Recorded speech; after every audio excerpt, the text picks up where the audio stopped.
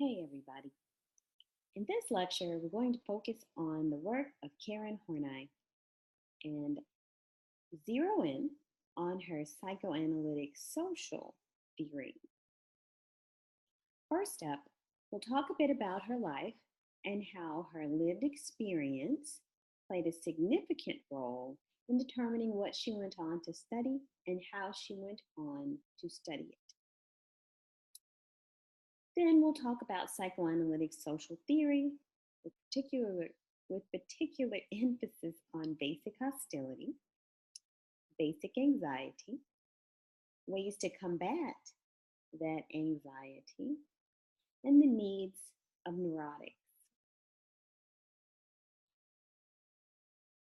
We'll talk a bit about feminine psychology and a more feminist psychology, if you will, as well as a Horneyan psychotherapeutic approach and some related research, and finally, a critique of Karen Horney. Let's get started. Karen Horney was born in the city near Hamburg in 1885. And I think it's important as you work through the chapters and as you learn about different theorists and their work to engage in some comparison and contrasting exercises, because I think that helps to develop a better command of the information. So I think a ready comparison can be made between Karen Horney and Sigmund Freud. Now, Freud was born in Freiburg, Moravia, which is now part of the Czech Republic, in 1856, which is not an incredible amount of time before Karen Horney was born. So since they were coming of age, generally speaking, around the same chronological time, why do you think those two theorists wrote about such different things? Could it be their gender? Could it be their sex? Could it be their socioeconomic status? So those are some of the things that you want to mull over and consider on your own. So as you're taking notes, as you read, as you're taking notes, as you listen to these lectures, you want to take your own notes to really delve more deeply into the material. So I encourage you to answer these questions that are highlighted in orange text on your own. So Karen Horney, born in 1885, she was the youngest of two children. She had an older brother, born to a set of parents that did not get along. According to her writings, her parents fought nonstop in literally screaming matches. Her father was a chauvinist and a Bible thumper, so to speak. Her mother was a closet feminist and much less rigid and much more freestyle, free-flowing, free-spirited than her dad.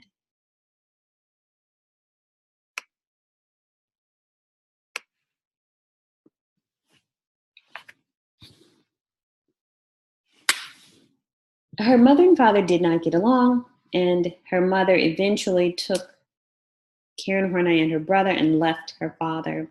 Karen Horney was very smart, and her family did invest in her intelligence, which was not a common thing at that time, to invest in the intelligence of youngest children, if you will, particularly if they were girl children or women.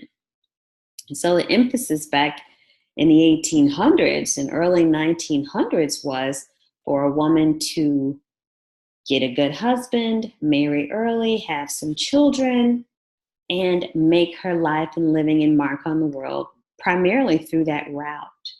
But she was trained as a medical doctor, and she was one of the first women to graduate in the country with that degree. She did get married, and she had children of her own.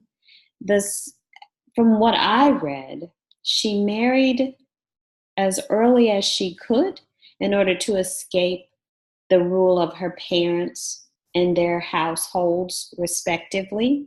So she sort of used marriage as an escape from the home life she grew up in, which was tumultuous and fraught with a lot of fighting and separation. So she wrote that she ended up marrying her father, figuratively, not literally. So the relationship, very early on, she and her husband decided to have an open relationship where they saw other people. They did have children, but Karen Horney was plagued by mental illness throughout her young adulthood and mature adulthood, and she reportedly attempted suicide more than once. One instance of her suicide attempts was during a family vacation, and her children found her. So, another question for you. Sorry if you can see that menu on the screen. I'm trying to make it smaller, but it's not working. But another discussion question for you to consider on your own.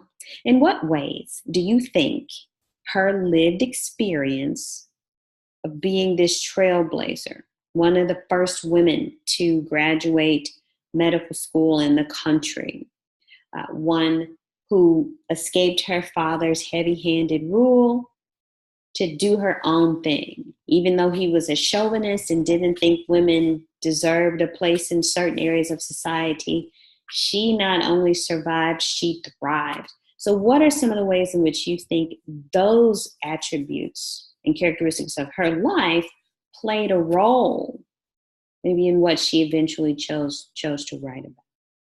So the question posed on the screen, in what ways do you think her lived experience may have helped to shape her ideas on any of the following? And those things listed there are sex versus gender, Freud's explanation of female development, feminism as an important factor in the lives of women at that time, and Freud's inattention to things like culture, racism, and sexism. It's not just short-sighted, it's ludicrous. So on your own, read more about what Horney suggested in terms of those four things, and then think about how her lived experience may have grown to influence what she wrote about those four things.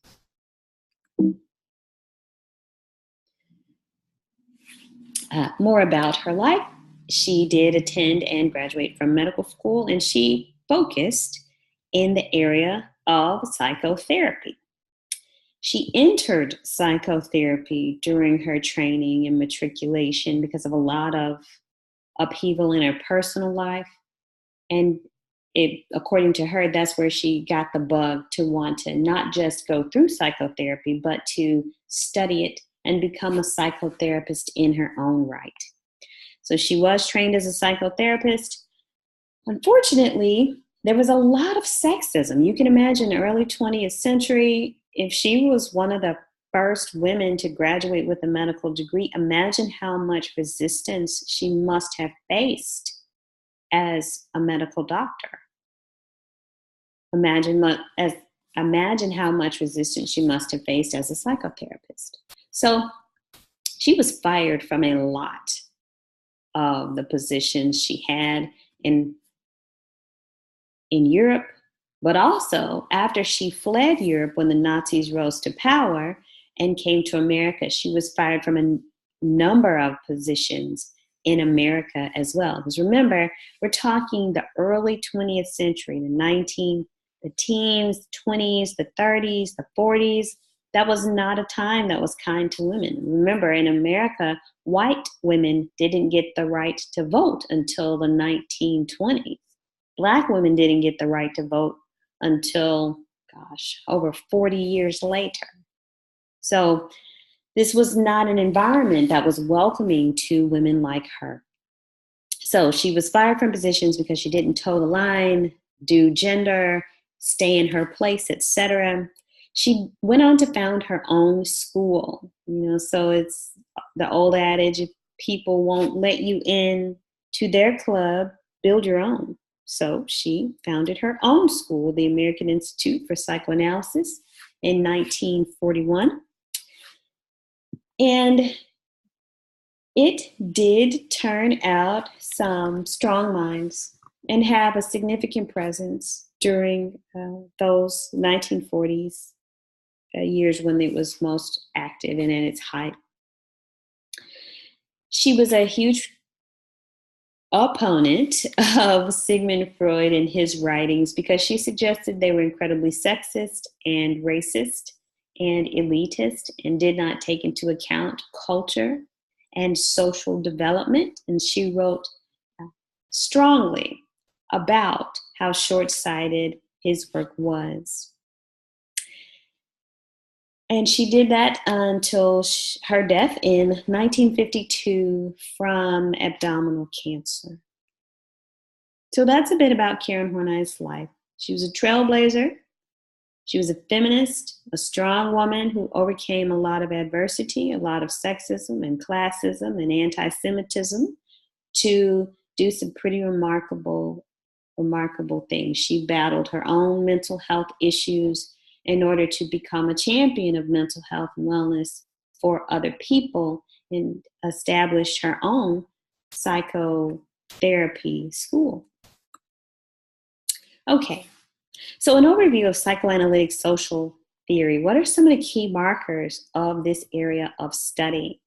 Remember, psychoanalysis was coined by Sigmund Freud, and the emphasis there was really on sex and aggression and how biology is this determinant of people's ethics and morals and their personality and mental and ethical capacity.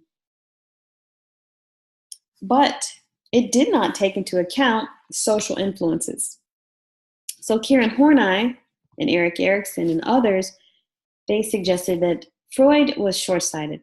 And you cannot talk about people's development of things like personality and ego and selves without thinking about the social environment's influence on them.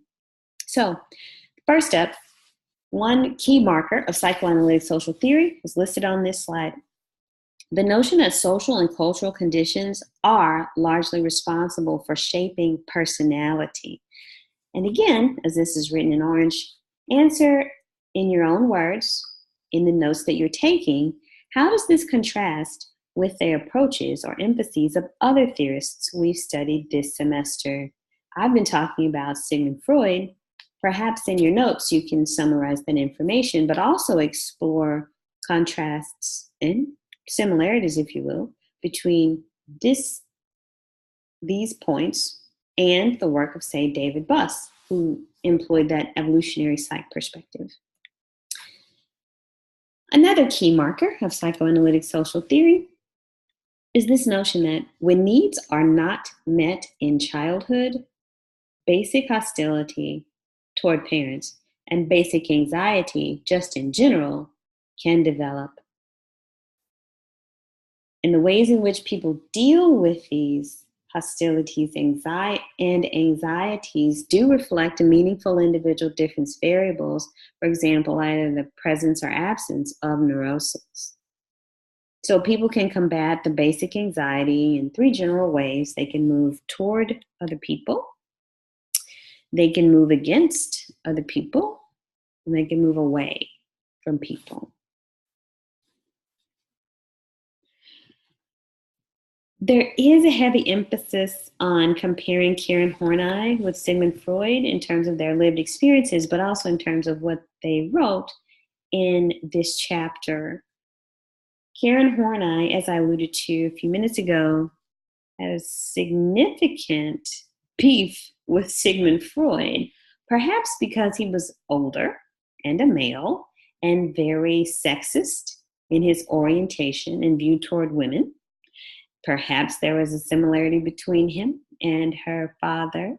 I'm not sure, but we do know that she wrote extensively about how short-sighted and out of touch Sigmund Freud's theories and concepts were. So she suggested that his rigidity led to theoretical and clinical stagnation. His information was not based on data, It was based on his own personal experience, and it was too myopic, if you will. He had a very inaccurate and negative view of women, and certainly of feminine and feminist psychology. And she suggested, the third point, that psychoanalysis should move beyond instinct theory, should move beyond these discussions focused solely on sex and aggression, and should emphasize the importance of cultural influences in shaping personality. She emphasized the impact of culture. For example, she and Freud, like many other people of means and connections, fled Nazi occupation and Nazi domination and the attempted genocide that Nazis were carrying out across much of Europe. Now, she suggested Freud, in all of his writings, even though he personally had to pay and bribe people to get him, his children, and a couple of his siblings out of Nazi-occupied,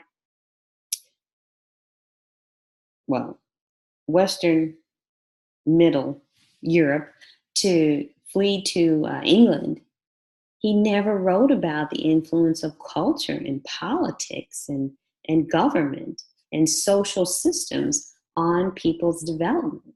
According to him, those things were somewhat irrelevant. And as a result, everyone around the world, irrespective of generation or geography, would go through the same pattern and same stage-like process of development as everybody else. And she suggested it was just too short-sighted. He should have taken into account culture, politics, geography, etc.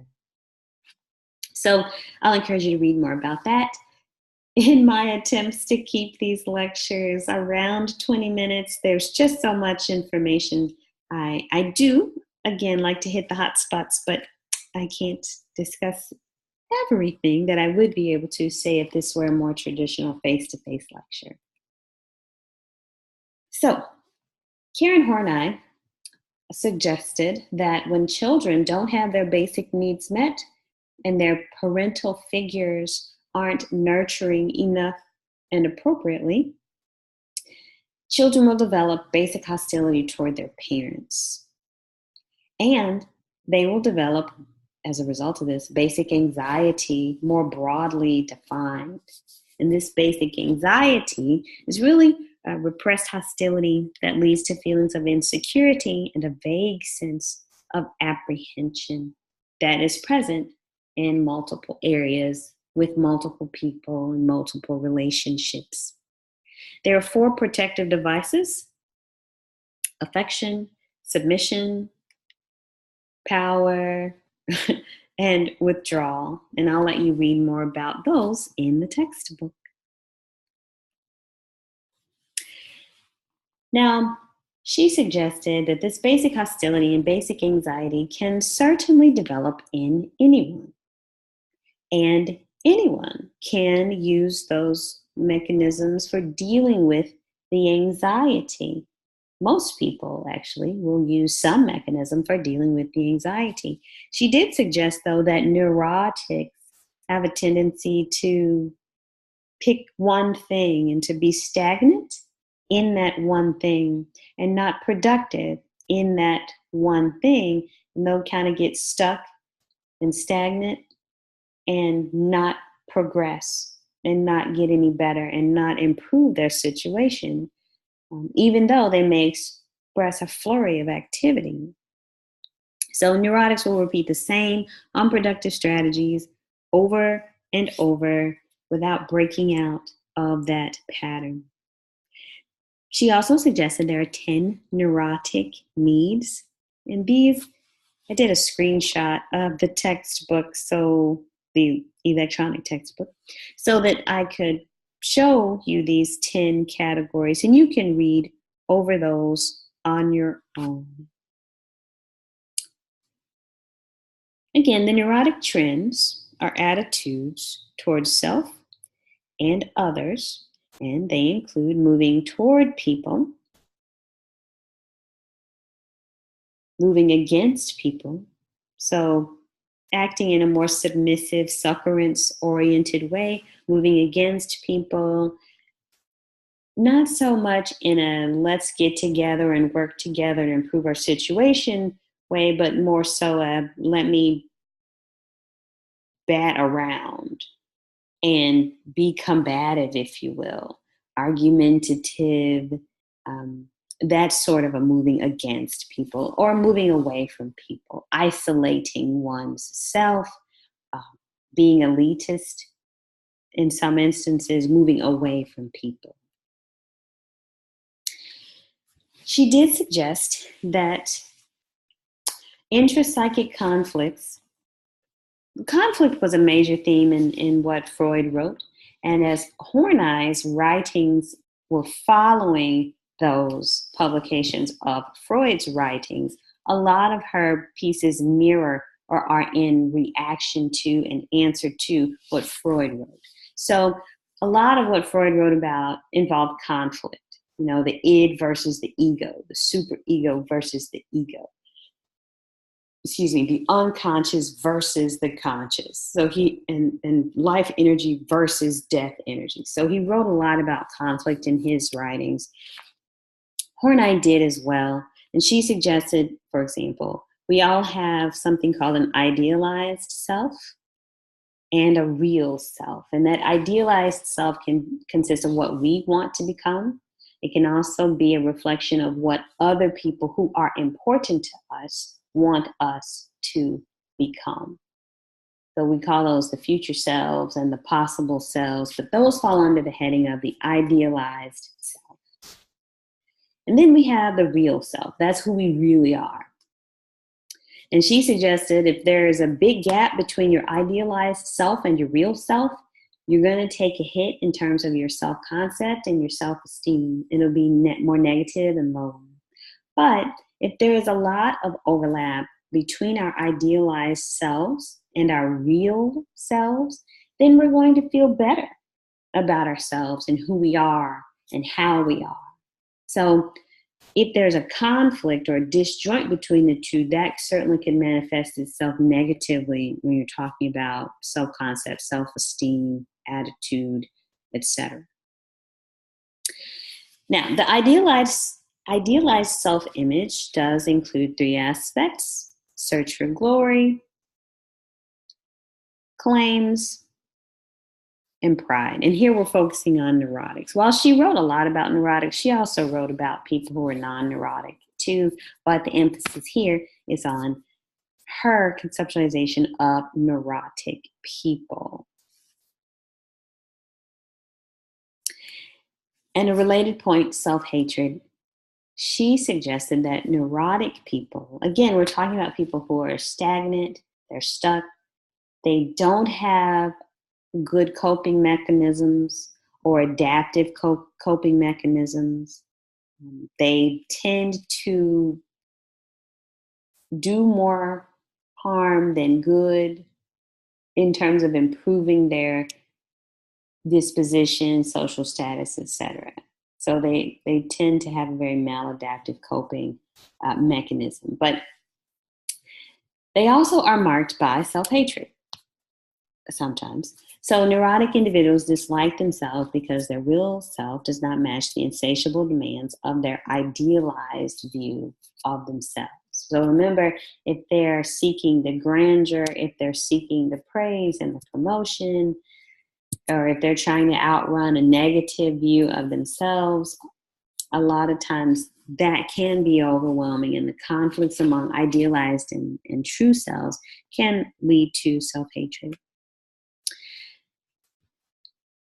Karen Horney's, this textbook uses the term feminine psychology. I prefer the term feminist psychology. That's how you'll see it used in broader literature. But in her feminist psychology conceptualization, she suggested that Freud's essentialist views were antiquated and sexist and just plain wrong. She suggested that psychic differences between men and women were due to cultural and social issues, not due to biological and anatomical issues. So, for example, you've already read about Freud's psychosexual stage model of development and this notion of an Oedipus complex and an Electra complex. So Karen Horney recognized the existence of an Oedipus and complex and insisted that if it exists, it's due to environmental conditions, not to biological conditions. So, for example, if there's such a thing as penis envy, it's really not the case that women and girls are envious of men's ability to have a penis. What they're envious of is the power, the social power, and the social clout, if you will, that comes along with being a man. Now, remember, Karen Horney was born in the late 1800s, and she lived to the mid 20th century, so the mid 1900s. So you have to keep in mind the chronological time span, the generational time span. You have to put it into context. So if there was such a thing as penis envy, it really wasn't the penis that women were jealous of. It was the power that came with having a penis. Same thing, if women have a penis envy, well, then men have to have a womb envy. She suggested that, Shakespeare's phrase, I think you protest too much. This notion that men have so many jokes about women and men have such horrible stereotypes of women's intelligence, reason, rationale, moral and ethical behavior. They have so many phrases for women who fully express their sexuality, but the same isn't true for men who fully explore and express their sexuality. So she said, if men are spending this much time running down women, it's because they are intimidated by women, right? Because if women were that poor, pitiful, pathetic, you wouldn't have to run them down. So she suggested all of that is just a front. And men have womb envy because they're so intimidated and so enthralled with the natural, innate power that comes with being a woman. So she did write some really awesome stuff, actually. But related question, do you think these concepts are plausible? Do you think there's such a thing as penis envy? Do you think there's such a thing as power envy? Do you think there's such a thing as womb envy? And I encourage you to answer those questions on your own in your notes. A Horneyan approach to psychotherapy, it doesn't necessarily dispute the Freudian approach to psychoanalysis in every aspect. So it also suggests that through the process of talking and psychoanalysis and therapy, you can help people become aware of what's in their unconscious mind and hopefully deal with it in a helpful, mature way. So this Horneyan approach to psychotherapy is also meant to help patients gradually grow in the direction of self-realization. And it utilizes some of the very same techniques, that free association, dream analysis, exploring anxiety, the root of it, when it started, where it came from, in an attempt to deal with it healthfully and maturely. And the notion here is that you've achieved success when your clients can assume responsibility for their psychological development, when they can put some words on what's going right and what's going wrong, and how you can help it keep going in the right direction. When you've helped them get to that point, you're on the right track. Yes, so here are some more of the goals of the Horneyan psychotherapy listed on this screen. And again, if you ever want to spend more time on a respective screen, just hit pause and focus away. Some related research. I do enjoy reading through some of this stuff because I think that neurotics get such a bad rap. I mean, it's almost like an old standby. If you throw this label at somebody, you know it's an insult from the door. But there are some positive things associated with having a higher level of neuroticism. So, for example, Robinson and colleagues in 2007, they found that neurotic sensitivity to threat can serve a purpose, right? So, for example, helps people recognize problems when there's a hint of a problem, as opposed to it having to fall down on your head and in order for you to know that it's a problem. So having a higher level of neuroticism will help you zero in on when a problem is developing. Also, if you're able to zero in on when a problem is developing, it can presumably help you avoid or sidestep that problem. And then naturally, if you're in a position to sidestep problems, overall, you're going to be better off. So, and this is similar to some of the other research, for example, that suggests neuroticism is a great trait to have in certain careers. For example, if you're in childcare, can you imagine a daycare worker who, say you have a room filled with 4-year-olds. There's about 10, 12 4-year-olds, and they're, you know how they are. They just bounce around and they want to put everything in their mouths, and and they're not yet at that age where they have personal body awareness. So if one of them starts sneezing, they may not put their hands over their mouths. And if you have a daycare worker who's high in neuroticism and they notice one of the little ones is looking a little sickly, looking a little peaked, sneezing or coughing a lot, and again, if the daycare worker is high in neuroticism, they might quarantine that kid quicker than lickety-split, because what you don't want is a room filled with 4-year-olds coughing and sneezing and with runny noses and fevers, right? So it can definitely come in handy to have a higher level of neuroticism in certain professions, certain atmospheres. So some of the related research is really cool dealing with neuroticism. Critique of Karen Horney. Just like Freud, she had her shortcomings too. Now, her research also was not largely based on data. It also was based on her own personal experience. And while she was onto something in many instances, she's right, Freud was a chauvinist. She's right, Freud's work was based largely on his life instead of data. But so was hers. So it's moderate on internal consistency, very low on falsifiability, but high in organizing knowledge. As Freud's work was at the human nature level of analysis, so is Karen Horney's.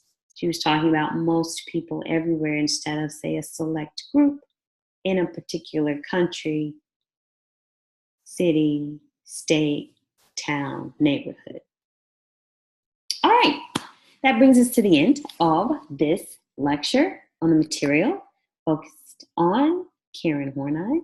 We talked a bit about her life, psychoanalytic social theory, her conceptualizations of when and how basic hostility and anxiety develop, what can be done about them, how neurotics tend to deal with them.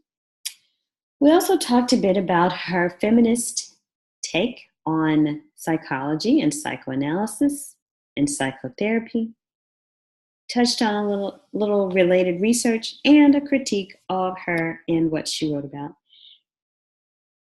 As is always the case, I encourage you to let me know if you have questions, comments, or suggestions. Feel free to email me or use my online scheduler, the link I provide in the syllabus and also on the Blackboard page for the class. And it's at the bottom of all of my emails.